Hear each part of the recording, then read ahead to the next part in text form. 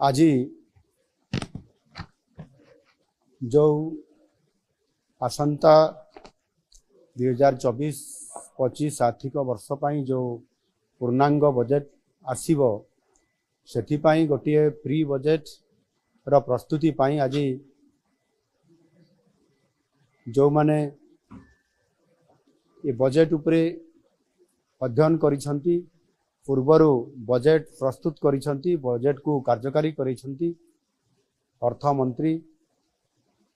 एवं अर्थ विभाग रो सचिव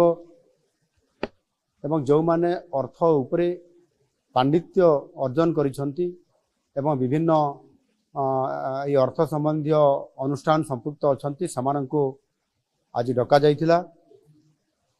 आपण माने जानती आम सरकार प्रथम ही लोकंक सरकार भावरे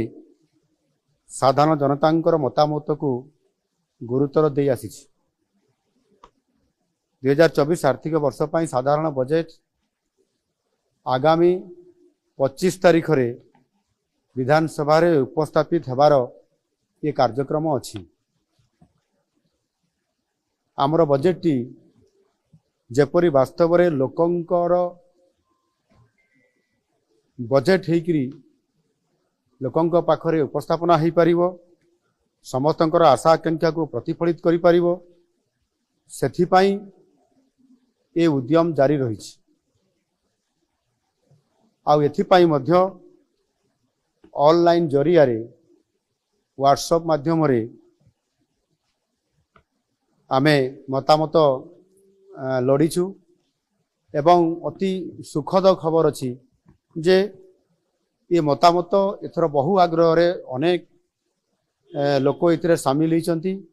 एवं पाखापाखि प्राय 12,000 रु अधिक लोक मतामत देइछंती ऑनलाइन जरिया रे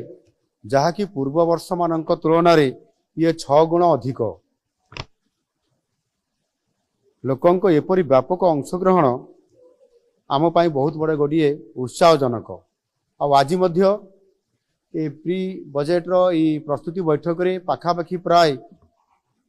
150 रु अधिक लोक विज्ञ लोक एठी उपस्थित थिले। समानक भितर अनेक जहाँ मु कहली अर्थ संबंधी विभिन्न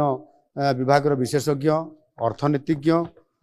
पूर्वतन अर्थमंत्री अर्थ सचिव एवं समाजर विभिन्न वर्गर लोक माने अर्थ संबंधी जो माने अनेक ओडिशार भविष्य कथा चिंता करती से समस्ते विभिन्न मतामत देइछंती। ये मतामत देवा भितर समानक भितर 26 जन अति मूल्यवान तांकर प्रस्ताव एवं मतामत से सेठी उपस्थापना करने सहित मध्य लिखित आकार मध्य प्रस्ताव से देइछंती। सेमानकर समस्त मतामत एवं प्रस्ताव को आम विभाग तरफ लिपिबद्ध करा जाइछि एवं ताहाकू विचार करी आगामी दिन रे जो आमर बजेट आसबार अछि तांकर मतामत को निश्चित भाव रे आमे यथासंभव एथिरे प्रतिफलित करिया पई आमे चेष्टा करिवु। आ सेथि पई जो लोकंकर बजेट जेभଳି भाबरे आज लोकंका पाई प्रस्तुत हेबा को जाउ अछि ता निश्चित भाव रे आगामी दिन रे ओडिसा को नुआ ओडिसा गठन करिबारे सहायक हबो। धन्यवाद।